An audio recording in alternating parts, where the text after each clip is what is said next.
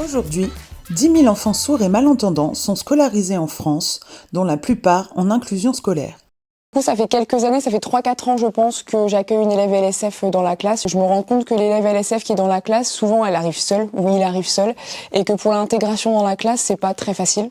J'avais peur que tout le monde moque de moi.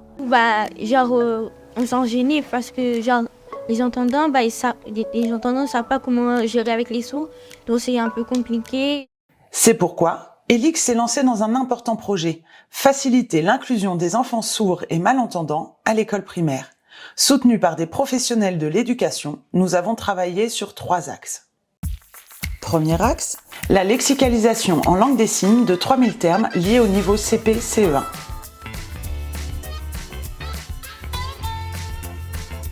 De temps en temps, quand par exemple l'interface n'est pas disponible, mais que j'accueille quand même l'élève, par exemple en sport, et que je veux communiquer ou qu'elle veut communiquer, j'utilise l'application pour donner le signe qui va permettre de donner la consigne ou de résoudre le problème.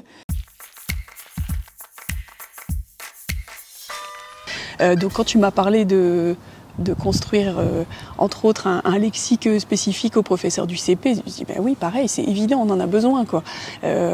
Moi et mes collègues qui travaillent dans la surdité, et encore plus un professionnel de l'éducation nationale qui n'a pas obligatoirement cette formation et qui doit accueillir dans sa classe un élève sourd. Clairement, c'est nécessaire.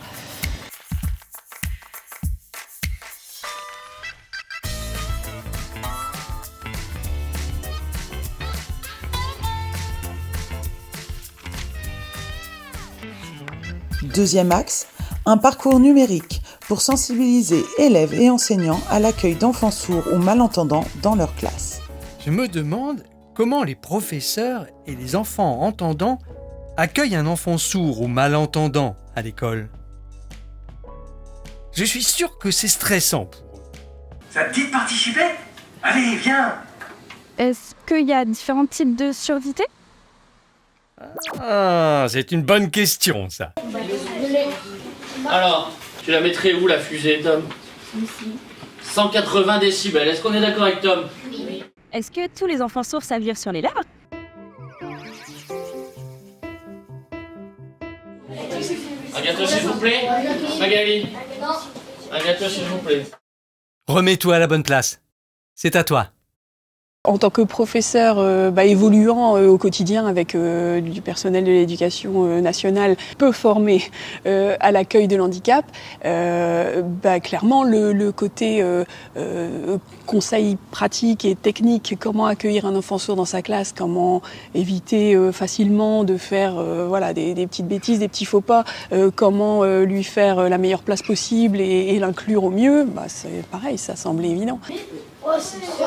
Alors vous voyez, est-ce que c'est facile de lire sur les lèvres ? Et ça c'était que le premier. Je pense que le test il devrait être fait dans n'importe quelle classe finalement, parce que quoi qu'il arrive, s'il y a une classe LSF dans l'école, de toute façon c'est toujours intéressant de les comprendre. Et encore plus quand on accueille un enfant LSF, je pense que c'est essentiel, parce que il y a plein de questions qui se posent, qui n'osent pas poser, je pense. Et même l'enfant ou les enfants qui sont inclus, ils ont ce besoin aussi de pouvoir expliquer qui ils sont. Moi, je sais que l'élève qui était là cette année, elle avait très envie d'exprimer. Moi, le matin, je me réveille, c'est maman qui vient me secouer. C'était hyper sympa de la voir être épanouie, à pouvoir parler d'elle aussi, en fait, ce qu'on fait jamais. Donc ça a permis ça quand même. À toi de les remettre dans le bon ordre. Vas-y. Les élèves sont très impliqués, les élèves qui sont inclus sont très impliqués aussi. Ça permet vraiment que la classe, elle trouve une cohésion qu'il n'y avait pas forcément auparavant.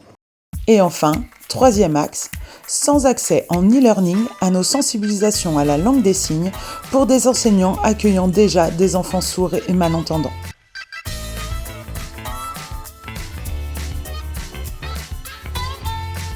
Elix et l'école, un projet gratuit et accessible à tous.